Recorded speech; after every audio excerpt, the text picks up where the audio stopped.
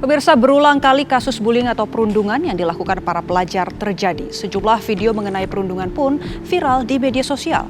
Bahkan nyawa pun hilang karena penganiayaan yang dilakukan sesama siswa. Sungguh miris dunia pendidikan kembali tercoreng. Apa yang akan terjadi dengan generasi penerus bangsa jika perundungan masih marak terjadi?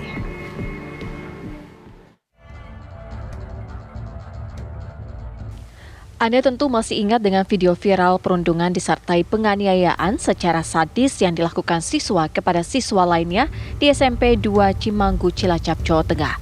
Sementara di Kabupaten Bekasi, Jawa Barat, video memperlihatkan dua siswi Madrasah Sanawiyah tengah dipukuli hingga ditendang oleh sejumlah siswi dari sekolah menengah pertama di Cibarusah, Kabupaten Bekasi, Jawa Barat.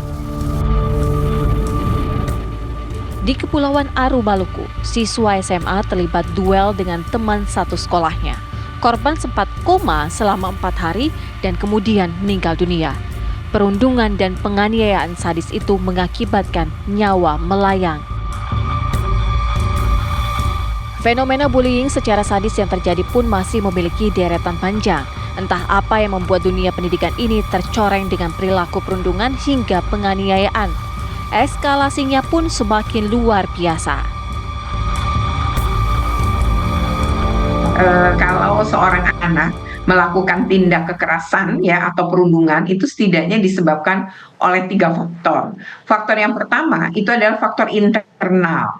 Faktor internal adalah faktor di mana anak diasuh atau dibesarkan oleh keluarganya. Jadi kalau mengasuhnya dengan kekerasan, maka bisa jadi ketika anak ini kelak akan sekolah ya bertemu teman sebaya, bisa saja dia melakukan tindak kekerasan karena kan kalau dia salah dimaki, dicaci, dipukul, dia belajar dari itu. Sebenarnya bukan diwariskan kekerasan, tapi kan lebih kepada anak ini mencontoh, anak belajar. Oh gitu ya cara memperlakukan orang yang salah atau orang yang dia tidak sukai. Nah makanya ketika kemudian dia bertemu dengan teman sebaya yang lebih lemah dari dirinya, dia bisa ngelakuin tadi perundungan atau kekerasan tadi. Nah yang kedua adalah faktor eksternal. Faktor eksternal ini termasuk tadi teman sebaya ketika dia bergaul. Kan kayak kasus di Cilacap ini kan geng ya. Jadi ini bisa jadi anak-anak gitu ya yang merasa punya senasib dan kemudian berkumpul. Nah, berkumpulnya ini dengan geng ini ternyata kemudian karena mungkin anak-anak ini juga korban kekerasan, maka dia bisa saja menyelesaikan masalah di antara mereka itu harus dengan kekerasan.